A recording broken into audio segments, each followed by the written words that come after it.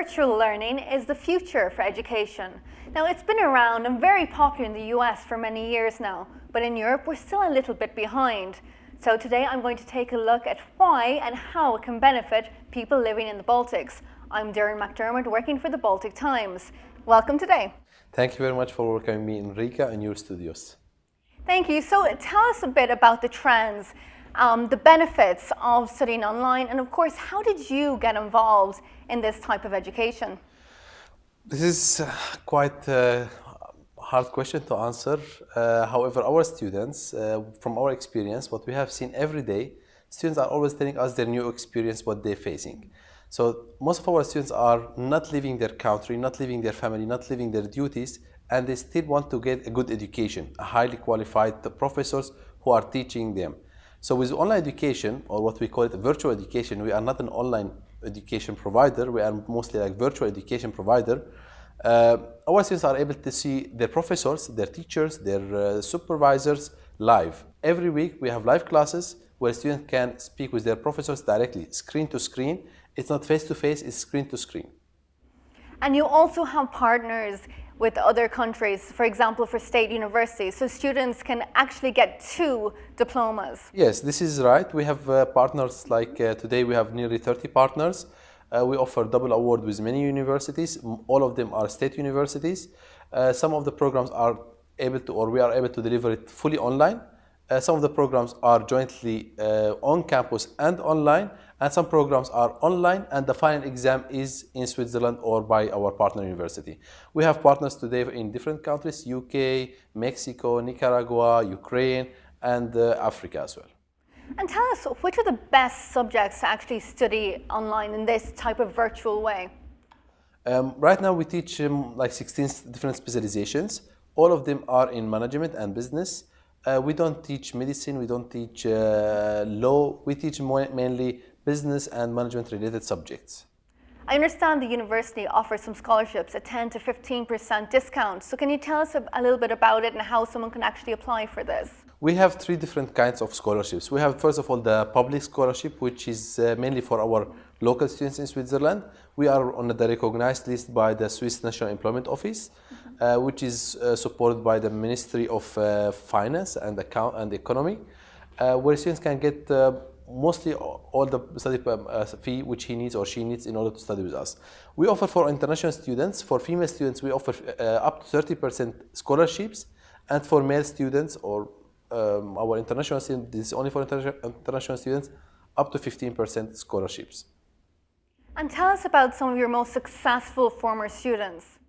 We have students actually today from now nearly 120 countries. To be exactly, it's 118 countries. We have 1,200 students, and we always receive testimonials from students how they were able to achieve their dreams. We have students who got high positions, students who were able to open a new business. We have students in different levels. We have from beginners up to multimilliardaires. We have some students. So students are from royal families today as well. So we have different levels in students, and all of them, or I can say every day we receive success stories from students where they were able to achieve higher positions.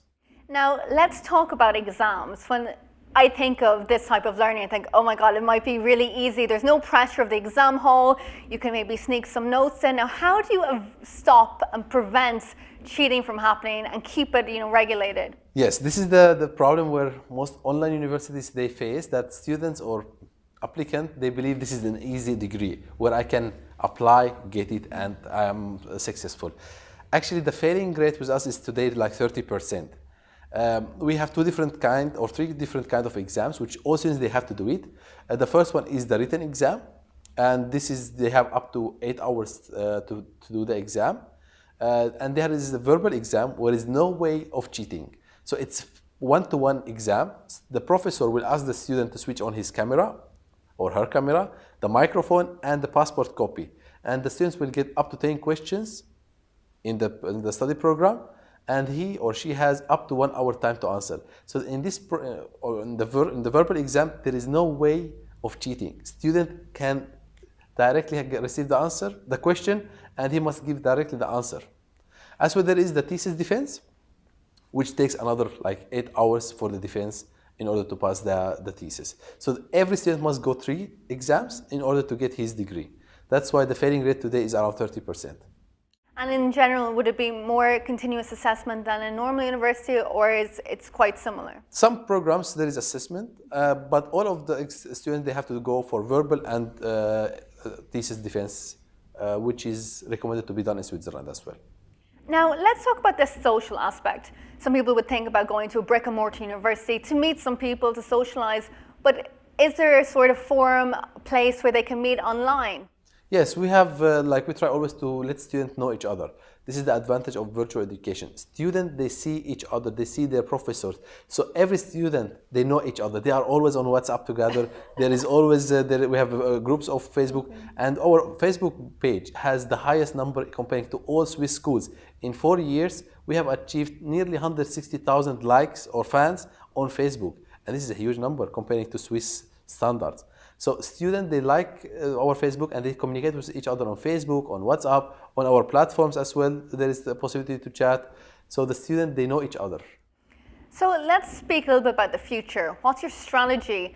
How many more students are you going to take in? Tell us about this. Our plan to achieve 3,000 students by the next 5 years. This is our plan. Today we have 1,200 and we believe by 2022, that we will achieve 3,000 students. We are creating now a new platform that we can have this number of students. So tell us about the quality of this type of education. How does it compare and what sort of accreditation do you have? Okay, first of all, as we spoke before, that we offer double award with state universities. Secondly, most of our professors are teaching at the same time in state universities. As well, we are accredited by different European bodies. For example, we are accredited by ESIC, which is a recognized body by the British government. We are accredited by ECBE in Belgium, the European Council for Business Education, which is an ENCA and CHIA, an affiliated body. CHIA is in the US and ENCA in Europe. As well, we have achieved ISO certification. We are double ISO certified. As well, if somebody go to our website, he or she will be able to see more than 40 memberships and accreditations, as well more than 30 partner universities. Now, why are we still behind in Europe? The US, they've taken on, they love it. What's going on in Europe? What are the difficulties, challenges?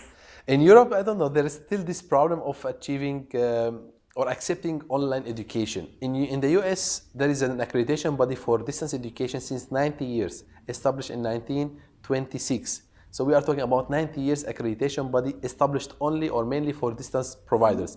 In Europe, until now, we have 0. We have nobody who is accepting or certifying online programs.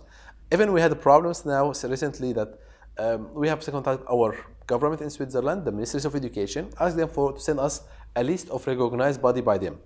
We have received like 3 organizations.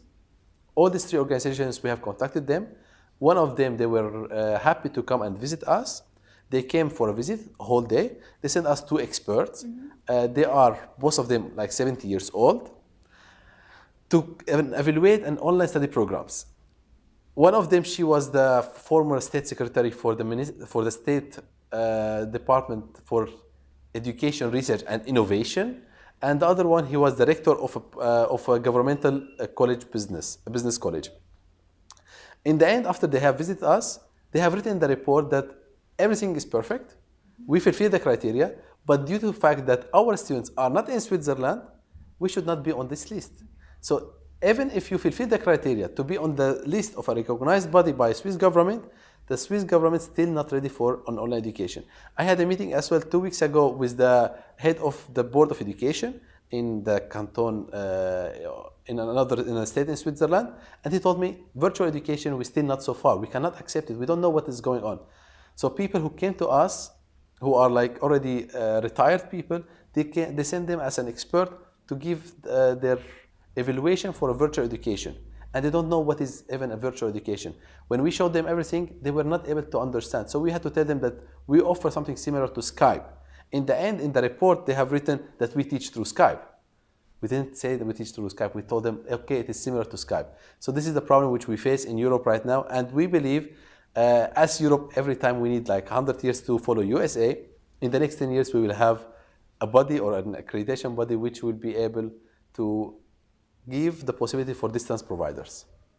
And what sort of technology do you need? Do you need to have your laptop, or can you really just go and anywhere you go, you can really learn online with your phone? Yes, our platform is very simple. You can use it with your mobile. So any student who has a laptop, mobile, or smartphone or tablet can easily be connected to the classes. It will be harder on the smartphone, but it is possible. So we have a lot of students who are working and they switch on their smartphone and listen to the classes during their work. So the student can study and work at the same time.